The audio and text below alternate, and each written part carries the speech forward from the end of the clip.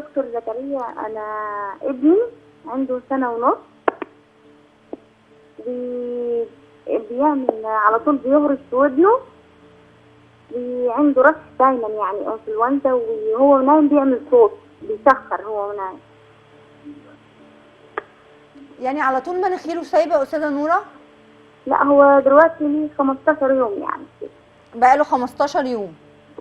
طبعا بديله ادويه وكل حاجه، بس هو مش راضي يمشي منه، يعني بيزيد وبيكتم معاه، بيقوم يفتح كاسم يتنفس منه بقى ويعمل الصوت الكثير ده هو، ودايما يهرش في ودنه، يعني على طول يهرش في ودنه.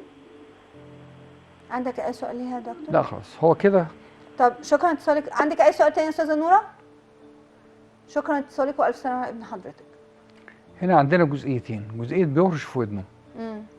بيهرش في ودنه دي بتبقى حاجه من اتنين، يا اما اللحميه واللوز سادين قناه استاكيوس، فالهواء اللي جوه بيتسحب فبتبقى الودن مكتومه، فبيبقى عاوز بقدر الامكان يقعد يسلكها او يخبط فيها او يعمل ايه راسه كده، دي بتبقى التهاب في الاذن الوسطى.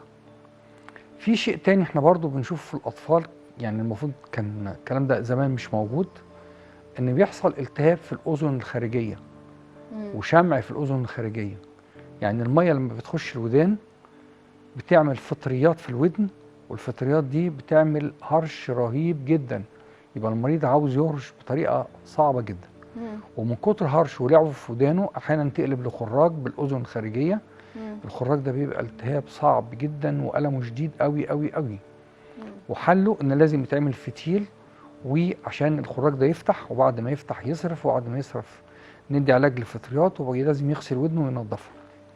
هنقول سنه ونص يغسل ودنه، لو في كتله جوه ما لازم تتغسل، امال الحل هيكون ايه؟ طب بس اكيد مش هي اللي هتغسلها، اكيد تروح لدكتور طبعا انف واذن وحنجره هو اللي يعني يعمل العمليه دي يعني. طبعا دكتور الانف واذن هو بيعمل غسيل ودان.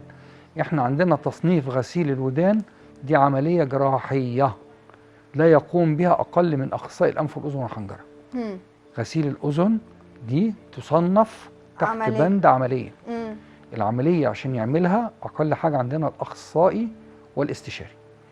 فدي بالنسبه لايه، المفروض المريض ما يجيش ناحيه ودنه فيها اي مشكله، بيروح على الدكتور المتخصص. طب هي دي مسببه يا دكتور لان هو سليان الانف ولا لا؟ لا، ما هو الانف بتبقى سايله، يا اما في رشح، في التهابات، في برد، في لحميه، في تضخم في الغضاريف، في حساسيه زايده، كل ده اسباب رشح الانف. انما في السن السنه ونص دي غالبا لحميه، ولما بتلتهب بتقفل الانف وبترشح. طب سنه ونص يعمل عمليه؟ لا ما ينفعش، احنا لسه شويه. قلنا عمليه اللحميه واللوز من بعد 3 سنين يا دكتور؟ عند 3 سنين. عن 3 سنين او قلناها في حلقه قبل كده بالظبط. الكتب العلميه ما حددتش 3 سنين يعني ايه.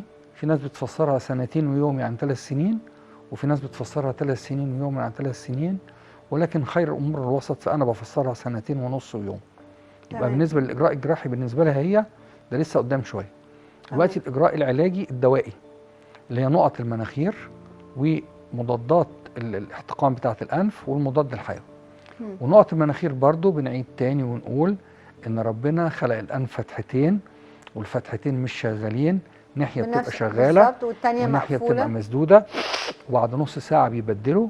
عشان كده بنحط نقط المناخير في ناحيه ونستنى نص ساعه ونحط الناحيه الثانيه 3 مرات عند اللزوم. الناس اللي بتحط ناحيتين مع بعض ده مش صح.